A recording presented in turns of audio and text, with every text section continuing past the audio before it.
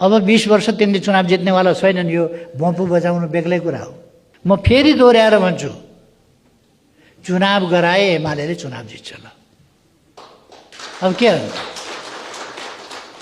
कि हामीले यो नभनिदिनु पर्ने? उहाँहरूले अगाडि सारेको प्रधानमन्त्रीलाई यस्तो महान काम गरेको छ, देश बनाएको छ। हिटौडामा घर भत्काउने यसको काम थियो। अहिले चुनाव गराउनु पर्दैन, चुनावको वातावरण पर्दैन।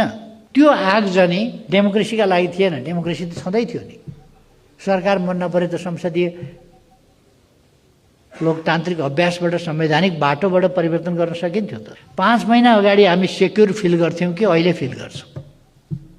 प्रधान न्यायाधीश जस्तो व्यक्तिलाई, स्वतन्त्र न्यायालयलाई न्याय दियो भने यो गर्छौँ र त्यो गर्छौँ भनेर धम्की आएको आइछ। विभिन्न प्रकारका घटनाहरू, आपराधिक घटनाहरू घटिरहेका छन् र चुनावमा अझ बढी घट्ने सम्भावना छ। जेएनजीका नाउँमा केही व्यक्तिहरू, केही समूहहरू, केही अवांछित तत्त्वहरू सक्रिय भइरहेको देखिन्छ।